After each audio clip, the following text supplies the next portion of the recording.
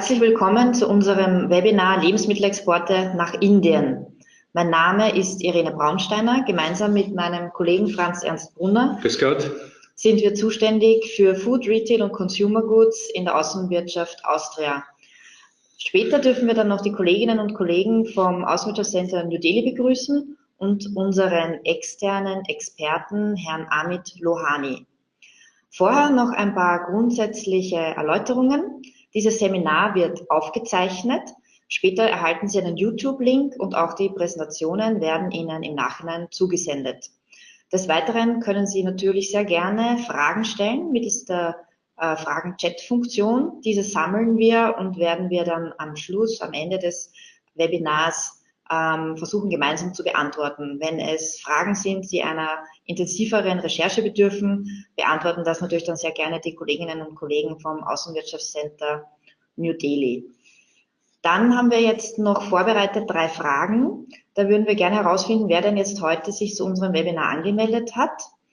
Und zwar die erste Frage lautet: Welche Produkte stellen Sie her?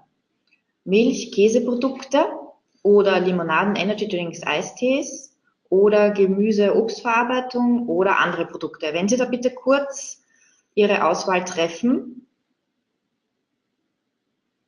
Wir werden dann in wenigen Sekunden ein Ergebnis vorliegen haben.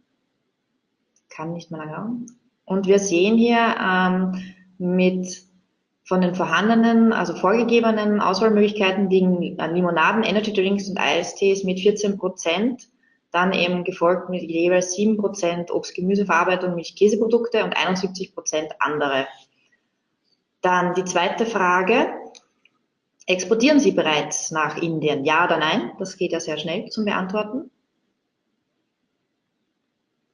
Oh, wir haben lauter potenzielle neue Exporteure. Das freut uns sehr. Sehr gut. Dann hat sich zwar eigentlich jetzt die letzte Frage übrig, weil eigentlich, wie vertreiben Sie Ihre Produkte in Indien? Ich nehme an, da werden jetzt dann auch 100% noch nicht anklicken. Aber wir haben sie trotzdem bei unserer Umfrage dabei, weil es für uns auch eine Premiere ist, dass wir 100% Neuexporteure haben. Also ich nehme an, wir werden hier jetzt auch das Ergebnis erhalten, noch nicht mit 100%, aber das werden wir gleich sehen. Okay, 9% eigene Niederlassung. Dennoch, auch okay. Jetzt darf ich dann gleich übergeben an meinen Kollegen Franz Ernst Brunner. Ja, herzlichen Dank, Irene Braunsteiner. Ja, meine Damen und Herren, wie wir gesehen haben, also die meisten sind ja Erstexporteure, interessieren sich für den indischen Lebensmittelmarkt. Wir haben dieser Tendenz Rechnung getragen. Wir wollen uns dieses Jahr zum 2. Mal in Indien auf einer wichtigen Lebensmittelmesse präsentieren, der Annapurna. Einige von Ihnen, habe ich gesehen auf der Besucherliste, waren ja mit mir schon vor 2015 am Österreich-Stand auf der Annapurna. Damals hatten wir auch schon einige sehr gute Eindrücke über den Markt gewonnen. Mittlerweile hat sich der Markt natürlich weiterentwickelt. Auch die Messe hat sich anders gestaltet. Es ist nicht nur der Lebensmittelbereich hier im Mittelpunkt, sondern der Ingredients-Bereich ist dazugekommen und auch die Anutech. Die Anutech ist dann die regionale Leitmesse von der Anuga Foodtech in Köln. Das heißt, es sind hier und dann der Verpackungsbereich, das sind 4 wichtige Bereiche. Es sind 4 große Hallen.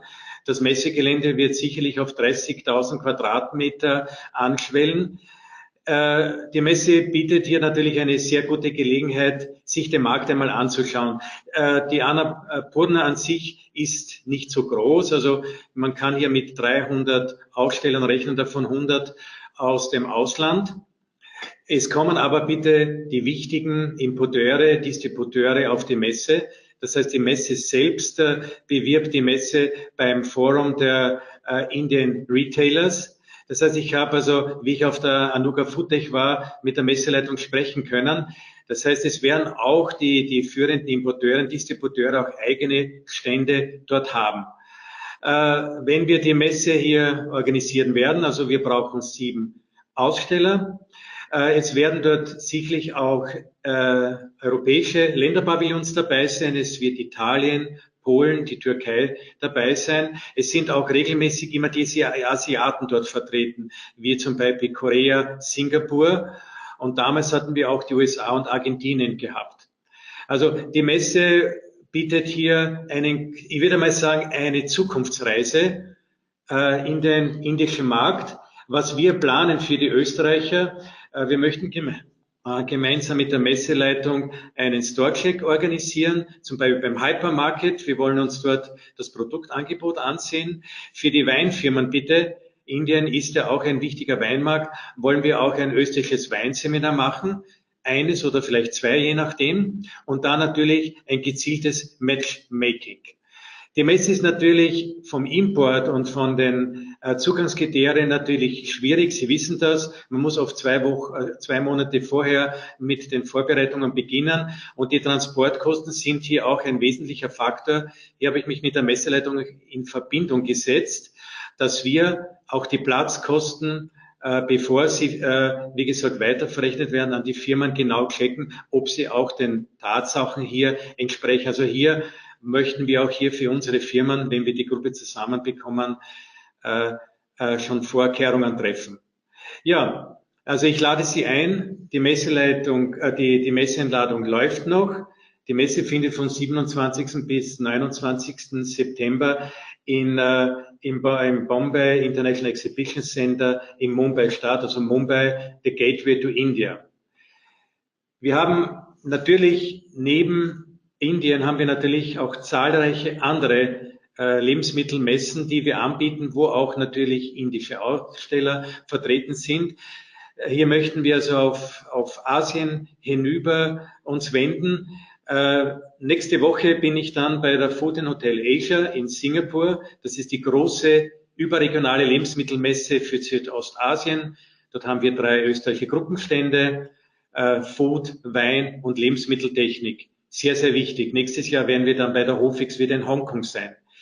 Irene Braunsteiner wird die Messe in Hongkong, die Wien Expo. Irene, wenn du da bitte dazu was sagen könntest. Also da sind wir heuer erstmals vertreten, gemeinsam mit der österreichischen Weinmarketing mit 22 ausstellenden Winzerinnen und Winzern. Und natürlich hat das auch Einzugsgebiet zu den Besuchern bis nach Indien hinein. Danke, Irene. Im September, noch vor der Annapurna, werden wir zum 9. Mal die Fine Food Australien organisieren. Ist eigentlich ein Erfolgserlebnis, weil wir über die Jahre hier wirklich Kontakte zu den wichtigen Importeuren und Distributeuren aufbauen konnten. Die Messe ist schon wieder gesichert. Wir haben bereits 8 Teilnehmer, was uns natürlich sehr freut. Und wir sind dann dieses Jahr wieder bei der Food and Hotel China in Shanghai. Die Messe wird jetzt dann nächste Woche ausgeschrieben werden. Wir werden dort sicherlich auch wieder 2 große Stände haben, rund 25 Aussteller im Lebensmittelbereich, Getränke, Biobereich, aber auch im Bereich Wein und Spirituosen. Ja, dann schwenken wir noch einmal nach Europa. 2 wichtige Ereignisse. Irene, der Marktplatz Österreich ist doch auch ein Erfolgserlebnis. Was sagst du? Ja, danke Franz. Also den Marktplatz veranstalten wir dann heuer bereits zum 13. Mal. Findet am 17. Oktober statt, hier im Hauptgebäude der Wirtschaftskammer Österreich in Wien im 4. Bezirk.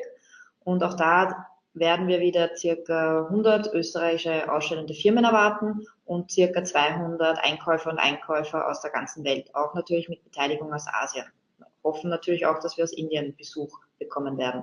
Dann gebe ich wieder zurück zum Franz Brunner, danke. Ja, also und der Marktplatz findet ja am Mittwoch statt und dann am Sonntag beginnt dann das Jahr die Weltleitmesse für Ernährung 2018. Sie wissen, das ist das Pendant zu der großen Anuga. Beide Messen sind mittlerweile sehr, sehr gleich. Sie sind vielleicht vom Schwerpunkt her etwas anders.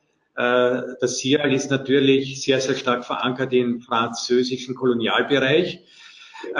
Es sind über 7.000 Aussteller. Wir haben dort auch 4 Gruppenstände. Der größte Stand ist in der Halle 1 im Bereich internationale Beteiligungen mit allen möglichen Produkten. Wir sind im Fleischbereich, wir sind im Biobereich und wir sind im Bereich Getränke. Wir haben noch Möglichkeiten, dass Sie sich anmelden können. Also bitte, wie gesagt, denken Sie an Indien, denken Sie an Asien, aber denken Sie bitte auch an den SIAL Paris. Ich glaube, Damit hätten wir das Veranstaltungsprogramm einmal durchleuchtet und wir schalten weiter an unsere lieben Kollegen nach New Delhi, an unser Auswirtschaftscenter. Namaste. Very good afternoon to everybody. Thank you for the introduction.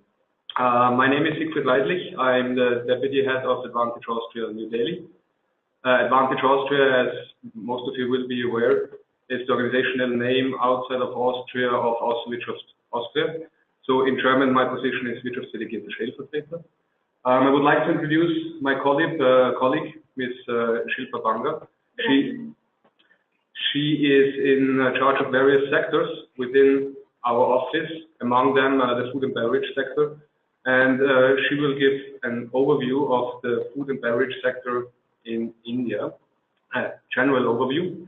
Afterwards, we will hand over to Mr. Amit Lohani, who is the chairman of the Forum of India Food Importers, and he will give a more specific view and also different aspects of exporting food and beverages to India. In the beginning, I would just like to give a few general remarks why we think India is interesting for Austrian exporters. Looking at the GDP growth for the last years, we see that GDP growth has been around 7%. Last year, we observed a little dent, around 6.3, 6.5% GDP growth last year because of the implementation of the GST, the Goods and Service Tax, which I will briefly touch upon a little later. For the GDP growth, it's important to know that a big part of it is driven by the private consumption. The last two monsoon seasons were very good. Monsoon is a very important factor in India for the private consumption because around 2/3 of the population in India still live in the rural areas, and for them, monsoon season means a good monsoon season means good harvest. A good harvest means more disposable income. You basically in the food or agricultural sector, you have two harvests in India. One after the monsoon season, the so-called Kharif crop, and you have the Rabi crop, which is the winter harvest.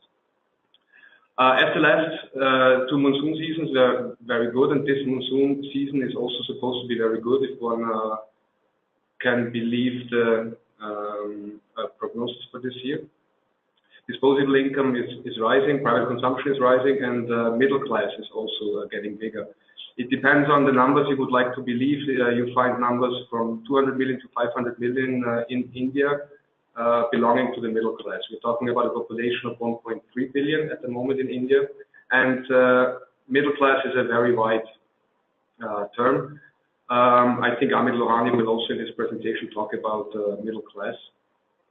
But the fact of the matter is that middle class is growing in whatever terms we are talking about, and this middle class is looking for new products, new services, and especially in food and beverage, if you can buy, afford, and get imported products, you also have kind of prestige to show among the people you interact with. The last thing I would like to mention before I hand over to my colleague Shilpa is this GST, the Goods and Service Tax, which I was talking about. The GST, Goods and Service Tax, is a value-added tax system, Mehrwertsteuersystem in German, you could say, that was introduced on 1st of July 2017. Before 1st of July 2017, India was not a tax union. Each and every state within India had sovereignty on taxes, and this made trade between states not very easy. It was very bureaucratic. You had to get certain forms and clearances when you crossed the state borders. Now there's one single tax for the whole of India, the GST, Goods and Service Tax. There are different tax brackets between 5% and 28%. When it comes to food and beverages, all these tax brackets apply depending on the product. And alcohol and petroleum are excluded from the GST. These are the major two commodities which are still under the sovereignty of taxation of the states. The dent of the GDP growth that I was mentioning is due to the transformational challenges we saw introducing the GST on 1st of July 2017. But these transformational challenges have now been more or less worked upon, and the problems are successfully solved, more or less most of them. There's still discussion going on regarding different tax brackets for various products. But all in all, this GST really brought a big advantage for doing business in India. And if you look at the latest World Bank survey of ease of doing business, India jumped 30 spots from 130 to 100, which is for the most part because of the implementation of GST, because one really has to underline that this made doing business in India a lot easier, also for companies, because they now can more easily, a lot more easier, apply for tax input credits, so Vorsteuerabzug, which was possible before also in certain areas, but now this is a harmonized system and everything is done online. So it's really a good time to look at India in the food and beverage sector. We do not have that much business coming from Austria to India at the moment. Touching this topic, I will hand over to Shilpa, my colleague, to give a general overview of the food and beverage sector in India. Thank you, Siegfried. It's an absolute pleasure to present on the food and beverage sector in India. It's one of the most vibrant industries in India, and it has demonstrated strong growth over the years, and it continues to expand rapidly because it's supported by a vast agriculture sector. So I'll start the presentation with a brief introduction of the food and beverage sector. So I'll start with a brief introduction of the food and beverage sector in India. As I mentioned that it's a vast industry, it's the most vibrant industry and growing rapidly. So the F&B industry is worth $400 billion US, and it's the 5th largest sector in India. And it's growing at a compound annual growth rate of 23 to 24%. So India produces over 600 million tons of food every year, and it's the biggest producer of pulses and milk worldwide, and the second biggest producer of rice, wheat, sugarcane, fish, fruits, and vegetables. So basically, the growth can be attributed to various factors, such as increase in the disposable income, changing demographics, and urbanization and growth. So in the next slide, we would talk about the beverage industry. So the beverage industry, excluding alcoholic beverages, is worth $16 billion. And tea and coffee are the most popular beverages in India, followed by carbonated drinks, health drinks, etc. And key export markets are the US, Vietnam, Iran, UAE, and Saudi Arabia. And the key export items are rice and wheat. So due to the changing lifestyle, health food and health food supplements and convenient food, etc., are gaining vast popularity in India. Moving on to the next slide, we'll talk about the key players in India, the key players prevalent in the market. They're both national and international players. So basically, you would notice that Coca-Cola, Pepsi, and Nestle, they are both marked in the international and national players category. So the reason for that is that although they are part of the international companies like Coca-Cola, Pepsi, and Nestle, they are part of the multinational mother companies such as Coca-Cola, Pepsi, and Nestle. Although they are part of those companies, but in India they are operating as an independent entity, and they're working independently, and that is why they fall into both international and national categories. So you would see a lot of familiar names in both the international and national categories, such as Unilever, Mars, Danone, McCain, etc. And among the top companies in India, among the top national companies in India are Amul, Godrej, Dabur, ITC, Parle, and Cadbury, etc. So these are the major players in this particular sector. So in the next slide, we'll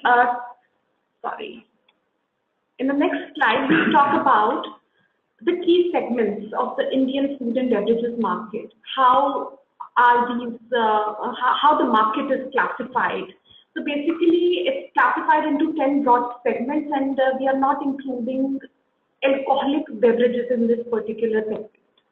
So we start from breakfast cereals, savory snacks. This is a very special category that includes various snacks such as pretzels and savory biscuits and potato crisps and other kind of chips, ranging from pet food, naturally healthy beverages to dairy food and bakery. So this is how the market is classified into. And as I mentioned, alcoholic beverages are not a part of this particular category.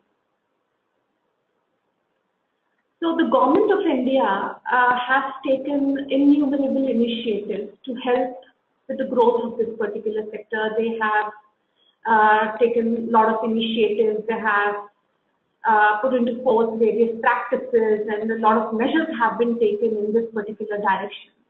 So one of the most popular initiatives that the government of India took recently was the relaxation of the foreign direct investment norm, whereby allowing up to 100% FDI in food product e-commerce through automatic route, which means that when the foreign companies are investing in India, they do not need any permission from the Reserve Bank of India or the government of India. So they can directly enter the market. Then government had set up a dairy processing infra fund worth rupees 1.2 billion. And so the government is taking steps to for the betterment of the existing dairy processing units, and they're also planning to set up mobile units in India. Lastly, the Food Safety and Standards Authority of India, which is the FSSAI, they plan to invest around 72.3 million to strengthen the food testing infrastructure in India. So here also they will be setting up existing food testing. They will be upgrading the food testing laboratories in India and setting up new mobile testing labs across the country. So these are the various initiatives that the government of India has taken recently.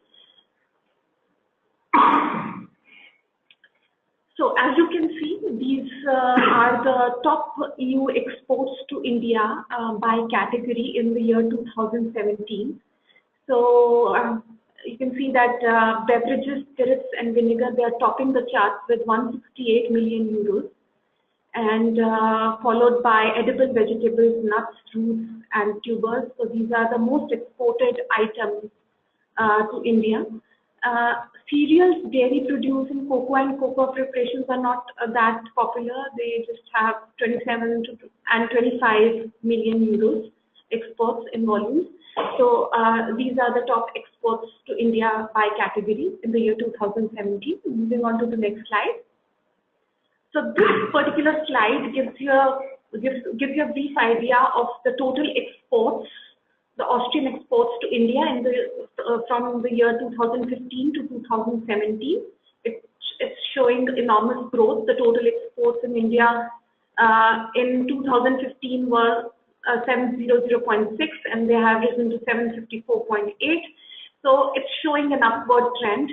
Same holds true for the food and beverage sector. It was 9.1 million euros in 2015, and it's risen to 14.9. So it's showing an upward trend, which is a good thing.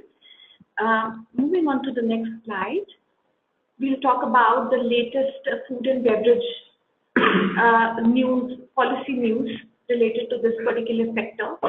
So the government has increased import duty on chickpeas from 40 to 60%. Earlier it was 40%, and now it's been increased to 60%. This move is expected to help restrict cheaper imports from Australia and Canada, among other countries, and also to stabilize the prices of chickpeas in the local market. The next news is about the wheat import tax, which was recently dropped.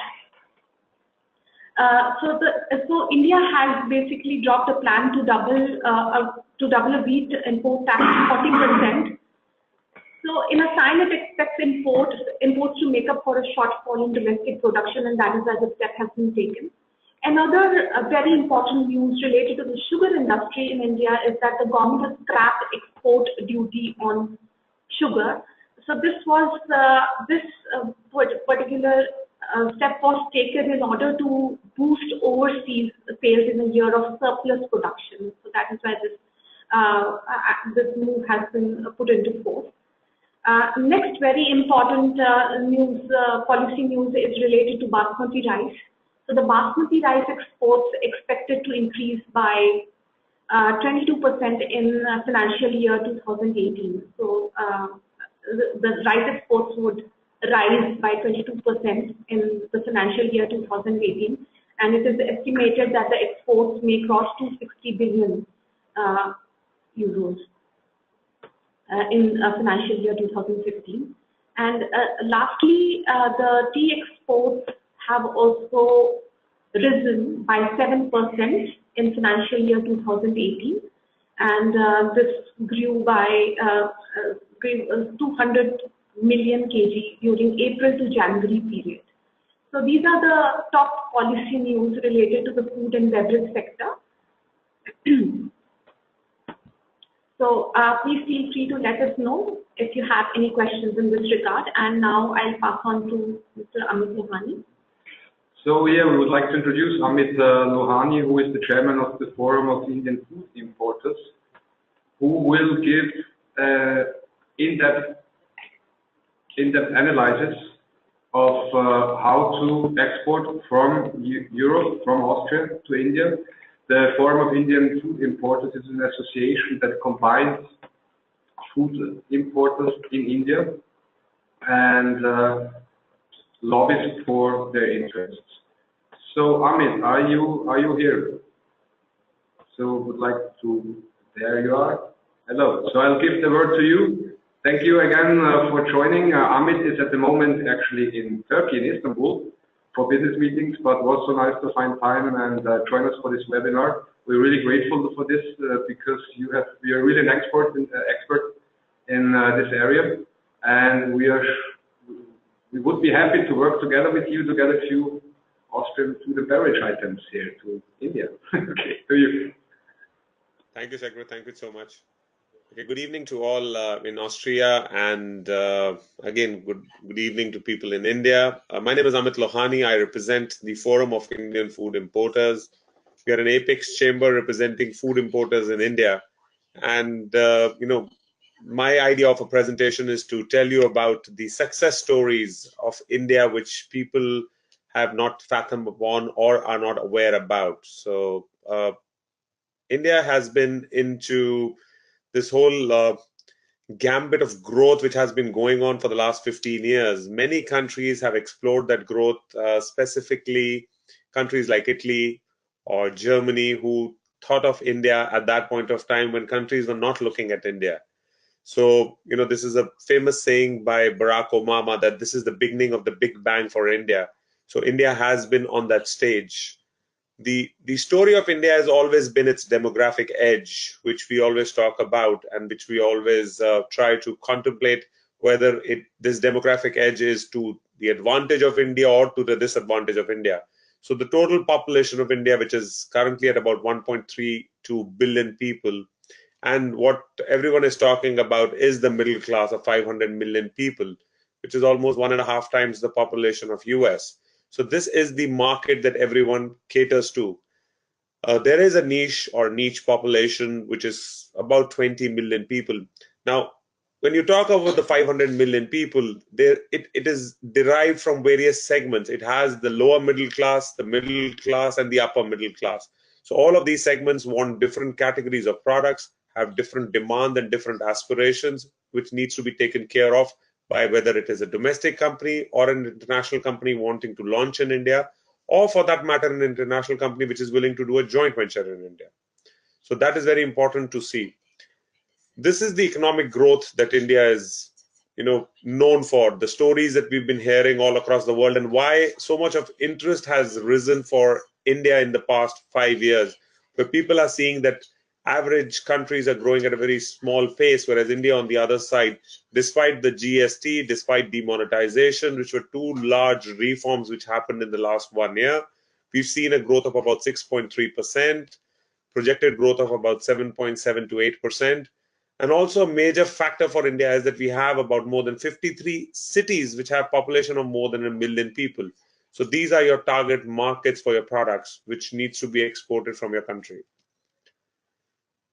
When I was talking about GDP, the idea is that if you look at this chart, most countries in Europe are growing anywhere between 1 to 3%, and India on the other side is growing at about 6.5–7%. So that is something for you to realize, and for us, as exporters to contemplate, or importers to contemplate, that which is the right market, because companies are always looking for exporting to the nearest country, the easiest country, the country which has the least kind of resistance. But what they are not looking at is a long-term view towards the country. If you're looking for the next 20 years and 10 years, that India and China are the two markets which control almost 1/3 or 2/3 of the world population, and you need to be party to that. So, people again talk about certain challenges in India. They do not understand the structure in India, and they talk about too many barriers which are there in India in terms of the distribution and how the logistics and distribution work in India. So what I have done is through this Excel or presentation, I'm trying to tell you that these are some of the charges which are there, or some of the margins which people are expecting in India. We'll start from the top, which is clearing and forwarding, which is about 4 to 6%. Wholesalers would charge about 4 to 6%. Super stockists about 5 to 7. A distributor is ranging from 8 to 12, and an importer is ranging from 10 to 35%. Now, people do believe that sometimes 35% is a very high margin, without realizing that it's not 35% on high volume products, but it's for small volume products which are niche, which sell maybe 5 pallets in a year. For that, you need to have higher margins for you to able to sustain that market. And the retailers normally work at 15 to 40% depending on the category of the product.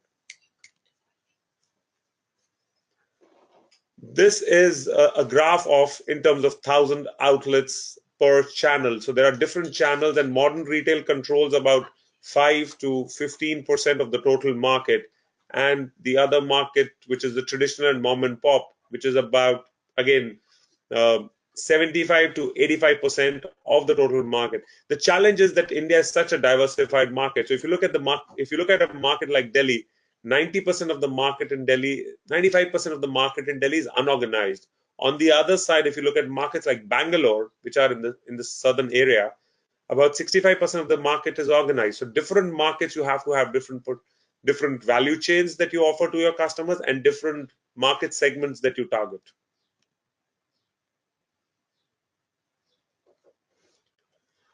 Some of these fun facts I wanted, people from Austria to understand that, what are some of the fun facts about India and Austria. Now, movie The Sound of Music is India's first connect with such an otherwise unknown territory. We do not know much about the country, and might be vice versa, that, Austrians do not know much about India. Their real prism of India is through sometimes BBC, sometimes some National Geographic channel, which does not reflect the real image of India and what's happening in India. Indian households, this is again a great fun fact, that Indian housewives hold 11% of the world's total gold. Our housewives are enormously engaged in buying gold. We have these auspicious days that we buy gold on, and that is one of the reasons that we have so much of gold in our households. 74% of Indians still prefer an arranged marriage over free choice one. And the reason is that, even if you're studying abroad in any of the countries, and a lot of students from India study in Australia, in Europe, in Canada, in US, but when it comes to marriage, they want to come back, get married to an Indian wife. And what they've been told or what they've been experiencing is that the fact that if you have these arranged marriages, only 1 in 100 marriages in India end up in divorce. So that's one of the reasons which motivates them to come back to India and get married to an Indian wife. Also, language is one of the, it's a barrier, but it is also an advantage to India that we speak more than 1,000 languages, and more than 12% of the Indian population speaks English. So it's not something that is very uncommon in India, where English becomes one of those common languages which India has. India has more than 1 billion mobile connections, which is more than most countries in the world, because of the fact that we have such a large population and we have more people in India using internet than the entire population of the US. So these are some of the facts that companies or countries, or for that matter, individuals don't know about. This is the Delhi Metro, which connects Delhi, and it's in its 5th phase. We've been working with Korean and Japanese technology, and this has been wonders for reducing the traffic on Delhi streets. This is one of the link bridges which connects Mumbai. It looks like a skyline of any European country, or for that matter, US. And that's something that is not shown or showcased through various channels which are available on the internet, or for that matter, through TV. This is one of the malls in Delhi which has all the major brands of the world, from the Louis Vuittons to the Dior's to the Ferragamos. And you know, that's what India is all about. India has all this, besides that there is a chunk of people which are below the poverty line. Nearly 50% of the people are still below the poverty line, but still there is a dearth of people which has plenty of money. This is one of the roads in Delhi, in the national capital, where if you're looking for a house, an average house is about 100 million euros. So you can imagine the amount of money that that person has who's willing to spend 100 million euros to buy a house for which I could buy a castle in any part of Europe, or Scotland for that matter. This is the house of the richest man in India, which is Mr. Mukesh Ambani. This is 27 floors, 7 floors of parking for his cars, 2 helipads, and it's an entire office complex as well for his staff, which is his personal staff. And this is in the middle of the chaos of Mumbai. So you can imagine that's what we talk about India, when where the rich and the poor and the middle class and the upper middle class all live in the same vicinity and all work together in harmony and look forward for a larger market size for every country in the world. These are some of the consumer expenditure patterns.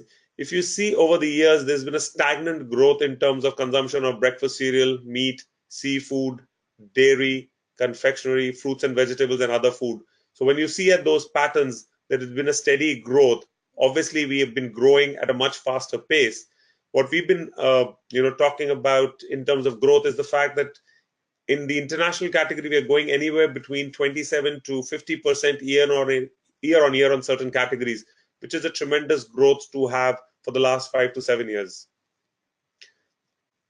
The challenges in India is something which everyone talks about, that India is a tough market to enter, which somewhere it is true. It is not completely a lie. But fact of the matter is, if you are able to comply by Indian norms, which is not that hard because we are aligned to Codex, which is a European law recognized by WHO. These are some of the regulators, and the implementation of law is done through these regulators. So Ministry of Health has food safety, which Ms. Banga also spoke about. Ministry of Consumer Affairs, Ministry of Commerce and Industry, and Ministry of Agriculture. These are the predominant 4 ministries which control the food imports in India, as well as the labeling and the regulations. So if you look at this is a label which is required to be presented in India, with some 17 regulatory compliances which are supposed to be there on the product. These are very regular regulations, or for that matter requirements. If you look at it, it's just the name of the food, the list of ingredients, the nutrition fact. There is something which is unique to India, is the green logo that you see as marked as number 4, which is trying to portray to India, because of some of the people not being educated, to tell them that whether the product is vegetarian or non-vegetarian, because of the religious sentiments in India. The import tariff, again, tariff barriers are something everyone talks about, which is high, but that is high in most countries in this region. So if you look at India, Bangladesh, Pakistan, Sri Lanka, all the countries would have similar tariffs. We have tariffs ranging from nil, which is on breads and certain commodities, as high as 180%. So, okay, we as a forum represent a large number of members. We have 5,220 members and 1,600 brands coming from all across the world. And we are importing about 5.2 billion, or our members are importing about 5.2 billion worth of food products from all across the world. And 67 countries are predominantly part of this exports. So India, our association is, as I said, was an apex chamber, and we are not for profit. So the whole idea of doing this is to promote trade in India.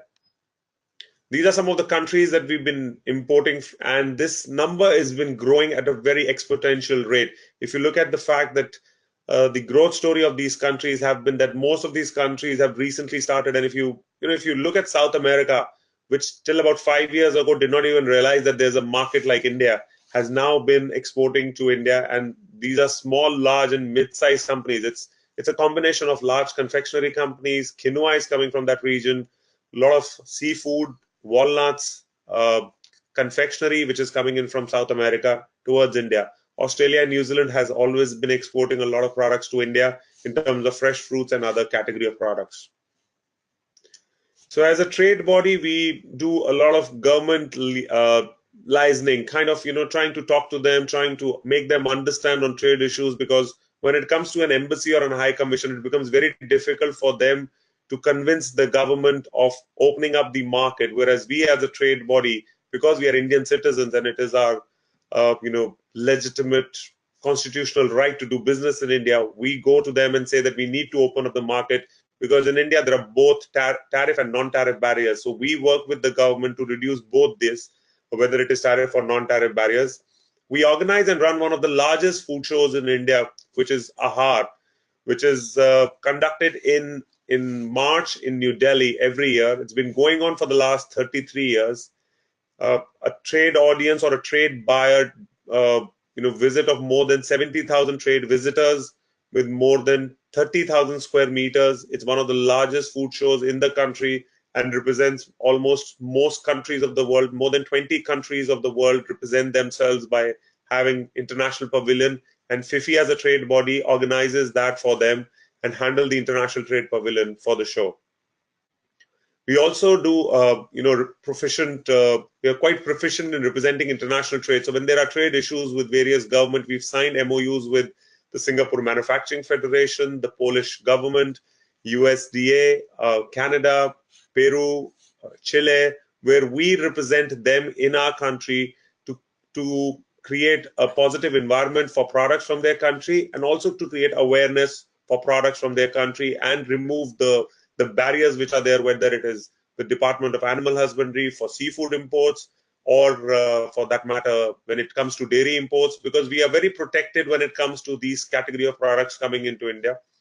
As we are a not-for-profit chamber of commerce, it makes it easier for us to be, because we are not funded by the government, it's easy for us to go and convince the government and also fight it out when it comes to it, to make them understand the nuances of the trade which is happening on the ground, rather than them living in this notional world where everything they believe is going on fine.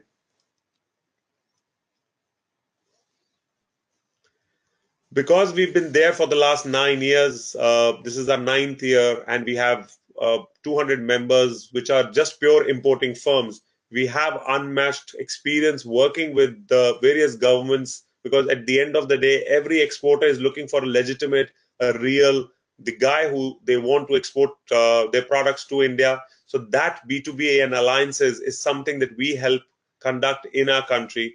And we are the largest one-stop association for international F&B trade. There are larger associations like FICCI, CII, but they are not focused association. We are the only focused association in India looking forward the food and beverage industry. I think the next slide is just saying thank you. And if you have any questions or queries, I would be more than happy to answer any one of them. Thank you so much. Wir haben folgende Fragen gestellt bekommen. Ich fange gleich an mit Mr. Lohani. I would like to address some questions of our participants. What would be the right steps, procedure for entering the market? For example, for chill, confectionery, or dairy products?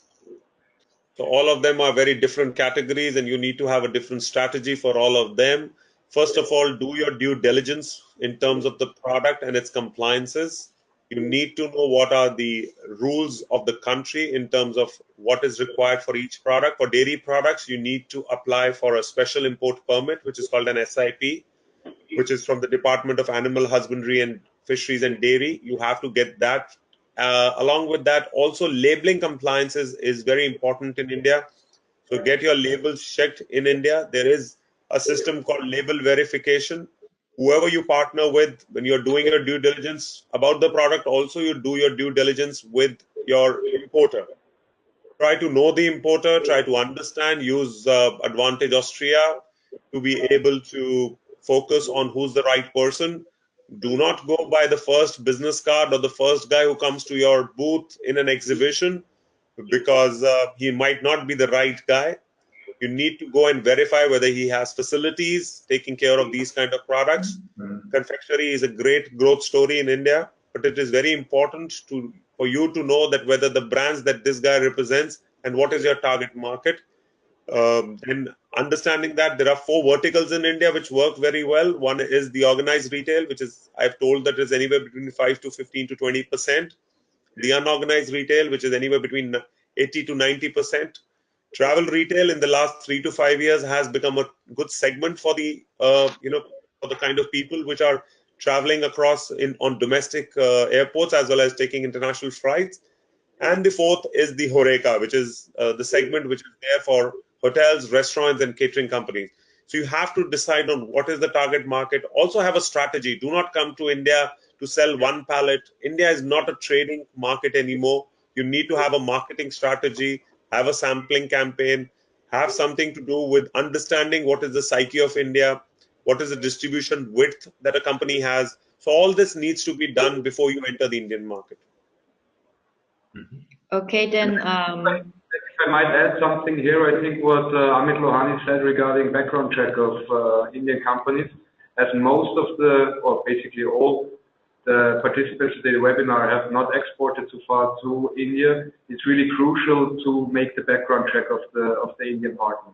It's better to take a few weeks longer to conclude the business than running into problems, because unfortunately we see this not on a very regular basis, but more often than we wish for. And most of the issues we face here with not the right partners could actually be avoided if one takes the time, just contact us, and we then reach out to our partners here, for example, to Fifi. If they know them, what they think, we can organize other background checks. So I think this is really a very, very vital point here that Amit made. Okay. Thank you. Another question to Mr. Lohani, please. Do niche standards like organic or free from lactose products have a chance in India? Absolutely. There's a huge demand for such products in India. I myself, as a company, import a lot of gluten-free products from Italy and Switzerland. So there's demand for, I'm importing lactose-free milk, like almond milk and soy milk from US and UK. So there's demand for such products in India.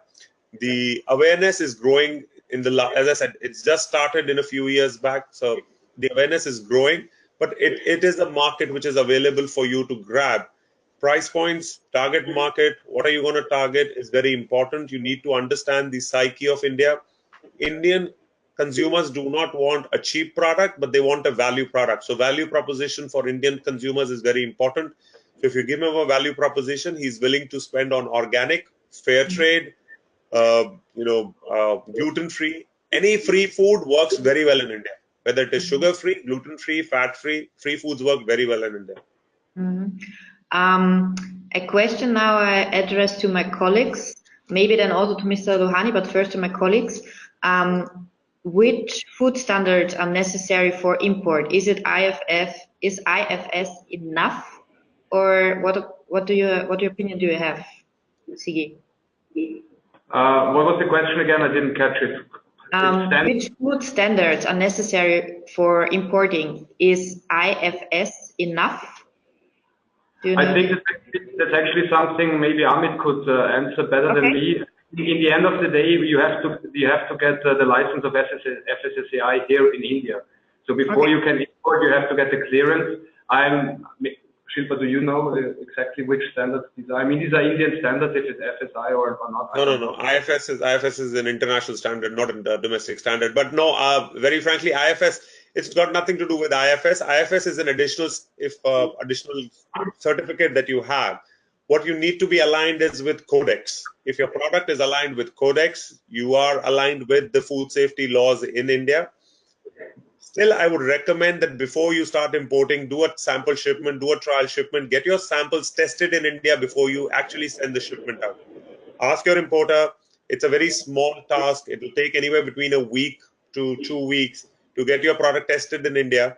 So you can send a sample shipment, the product can be tested, and anything which is wrong with the shipment, whether it is with the labeling, most of the times, 99.2% of the times, the product is compliant in terms of the product, but not compliant in terms of labeling. So labeling is very important in India. How you label the product makes sure that the product conforms to the Indian standards. Then another question for Mr. Lohani. Could you attempt to enter the retail chains directly, or is it better to contact them directly, but then via the retail chain, but via a retailer, or would you recommend to contact first a retailer, or what is your opinion about this topic? So very frankly, none of the retailers mainly import products because they are focused on retail. You should always align with the importers who's going to get you in touch with the retailers. If you directly align with the retailers, the challenge is that the amount of listing fee that he's going to ask you becomes higher because he knows that the company is interested and has funds to invest in India. The importer on the other side already has a relationship with the retailer. So it makes it easier for him to add on to certain products. And retailers normally want to focus on retail. They do not want to focus on imports. So it is always good and prudent to align with importers, and they would align with the retailers further down. But there is no harm in coming to India and meeting these retailers. Always make sure that you visit India. If you want to export to India, visit India the first time.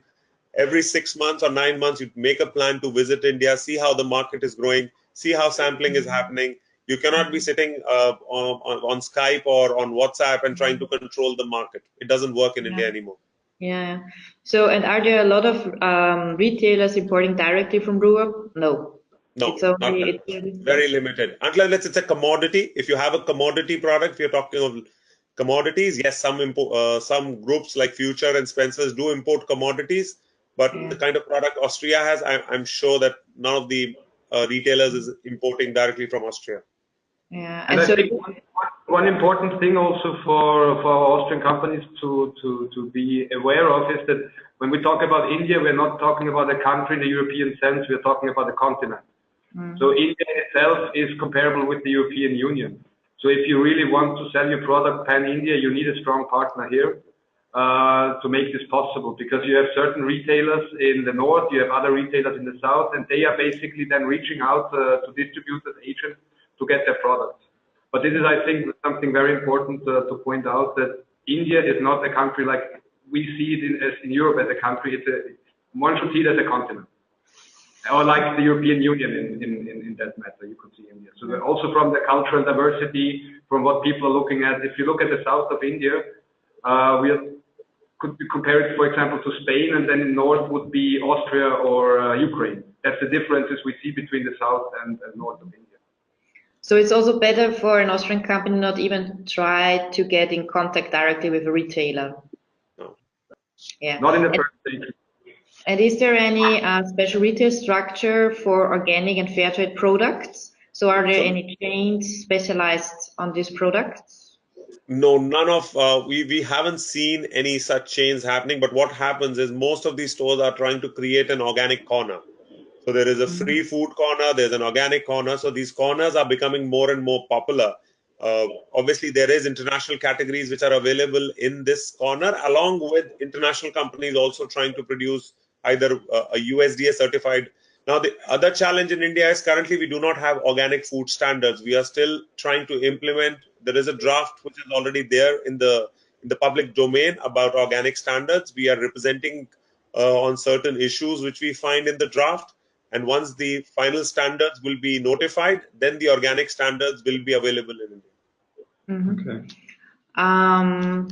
Another question, are sweeteners or alternative sweetening products as erythritol and xylate offered already by retailers shelves? I didn't understand. I couldn't understand the word. Sweeteners. So no, I understand sweeteners. So if regular sweeteners or substitute of sweeteners like stevia and other products are already available in the Indian market, But because these are unique, some of the new categories, you need to get your additives notified. And as I said, that first you need to get it tested for sugar-free products. You need to get it tested in India, get a lab test report stating that your product conforms by Indian standards, and then only start the first export. Yeah, but also the question is if they are already offered in like retailer shelves or in pharmacies, because they're alternatives to normal or regular sweeteners, like Xylit, for example. Have you ever heard about this? No, I've never heard about fillet. Okay. Okay, so maybe we have to check with the colleagues in New Delhi. Yeah, it's something we could also research for you if you could drop us a line. But basically, when it comes to pharmacies and retailers, this is also very often mixed up. So one shouldn't think here in India that you have a pharmacy, you have this, but you also have retailers that are a pharmacy and a typical supermarket in our sense. We also do not really have this big supermarket chains at the moment. There are a few now coming up, like Modern Bazaar. They're getting big, and Big Bazaar, and maybe Amit can talk more about this. But this is actually quite new development. Pan-India, you find more these little convenience stores, like in German we say Kreislers, which are still around all over the place, which are actually, and the market structure is still quite big. What we do not have here that much, these big chains like 7-Eleven or Walmart or whatever. Actually, Walmart tried to enter the market, but it didn't really work out. They're actually, the retail stores in India range from anywhere between 400 square feet to 1,000 square feet because of the fact that rentals in India are very high. So if you are in a premium location and you have a 700 square feet store, the rentals of the store are about 10,000 euros per month. Land prices and rentals in India are phenomenal. We are looking at rentals of anywhere between 14 to 18% of the total sales, which are high by any standards. Average rentals all across the world range from 3 to 7%, even in the most poshest of colonies. Also, the challenge in India is that pan-India, there is one MRP. There is a price which is called the maximum retail price. So even if you are in the cheapest location or the most expensive location, the consumer pays the same amount. India does not allow consumers to pay more. It is more consumer-centric. So the MRP, which is the maximum retail price, is the price which is supposed to be put on the product, and the product is supposed to be sold only on that price. They can offer a discount on that price, but they cannot sell higher just because they're sitting in a premium location. And maybe on the retail price and the real estate prices, something very interesting from an Austrian perspective now, and when it comes to product placement. Here in India, especially in the small stores, you do not really go into the stores like we would see this and look at products. You go inside and tell somebody, I want this and this product, and the people will get it from somewhere in the shelves. Very often you do not see this product, but you just have to talk to people and tell them I want this, and they will start getting the stuff together, which is a very different approach to what we are used to in Austria, that you go into a store, have the wide variety of products, and you choose one product. This is a very different approach, and that's why I think it's so important what Amit Lohani said, that you come here and see this yourself, how the system works.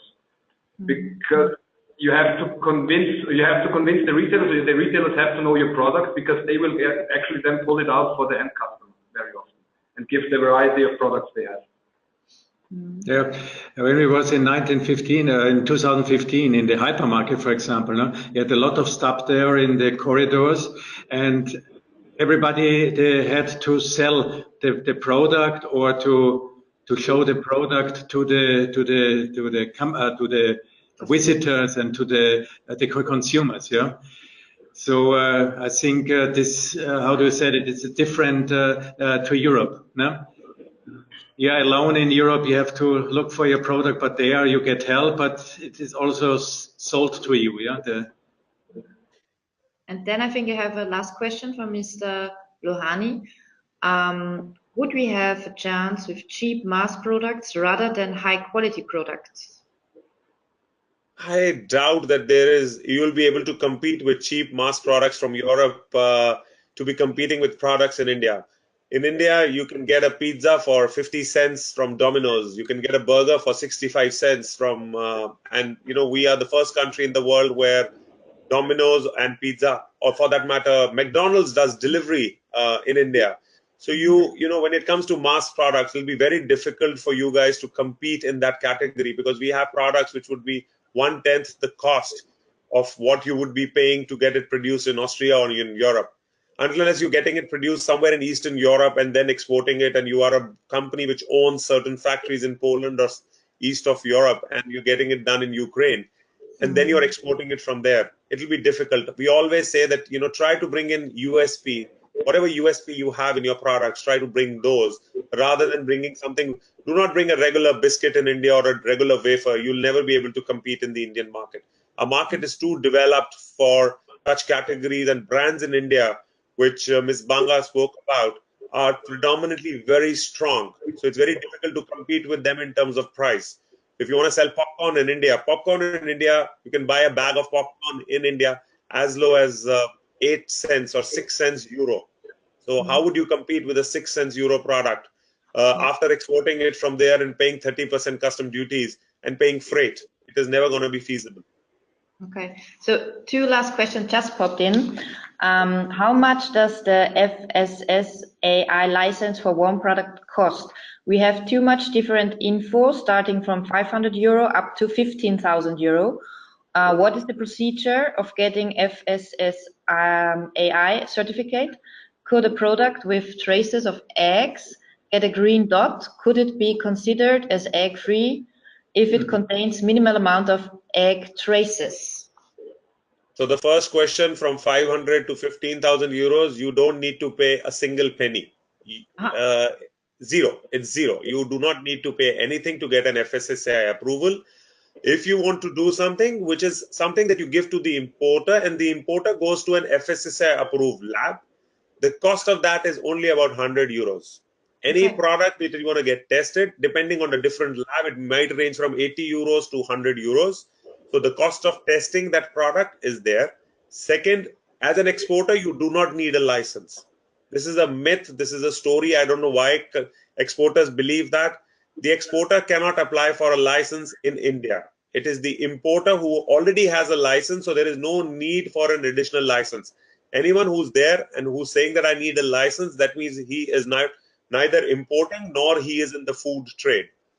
For anyone to do business in India, he has to be holding an FSSAI license. So that is something that is to the second part of your question.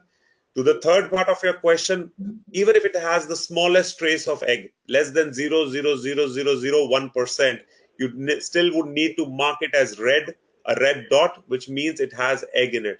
Because there are people who have religious sentiments, you cannot allow a product which has the tiniest possibility, even if it is made in a facility which uses eggs, we still mark it as red just to be on our sure side, so that nobody comes up and follows a suit against us saying that you gave us a non-vegetarian product marked as green.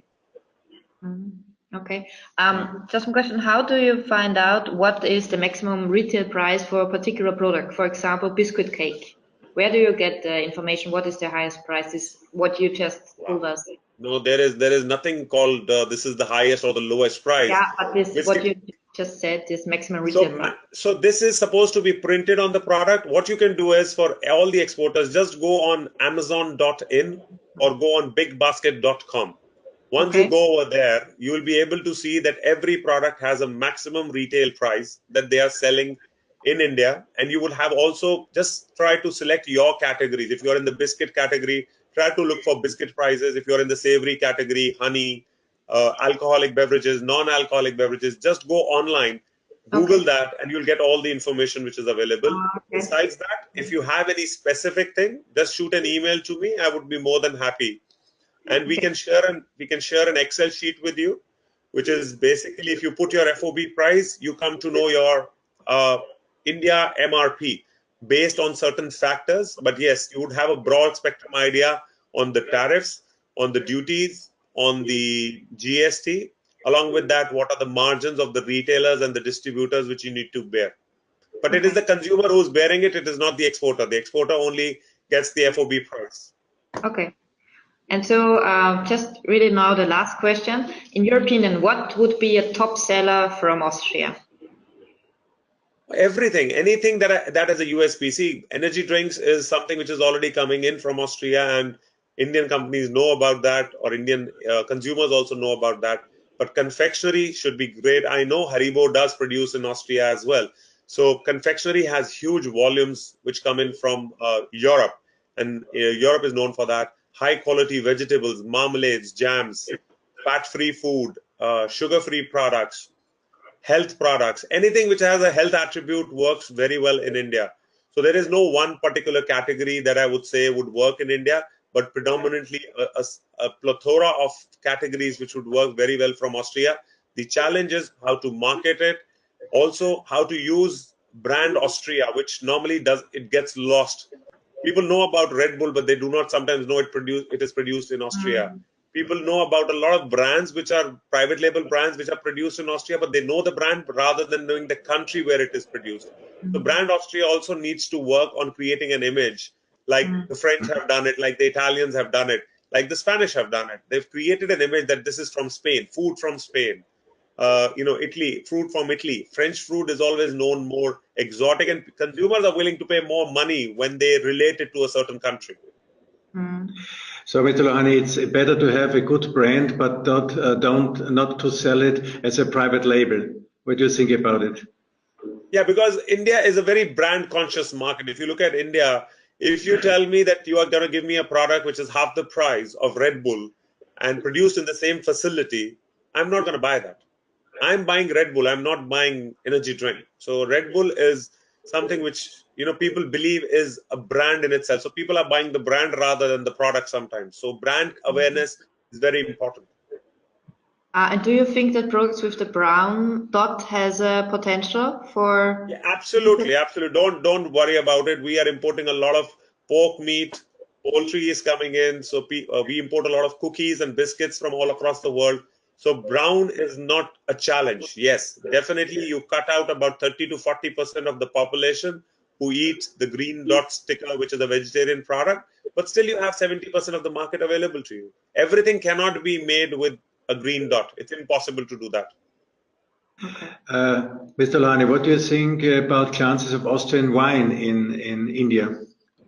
See, the challenge with Austrian wine is nowadays people are there is a brand consciousness, but also price consciousness when it comes to wines. Also, new age world wines from Chile, which are doing phenomenal all across the world, have taken over the market. Their wines are cheap. Australian wines are cheap. People, even the demand for French wines is going down in comparison because these new wines are doing very well. Also, we have our own local Indian wines which are becoming very popular for the kind of food that we eat. So when it comes to spicy food or red meat or chicken, we have these local wines which are doing quite well. You have to create an image about Austria for Austrian wines to sell. Otherwise, people don't. There is almost 200 countries of the world which are trying to export products to India. So you need to know your USP. You need to know what market to target. Are you looking for a niche market? You're looking for middle class, upper middle class, mass. You have to know your audience and then devise a strategy around your product for that category.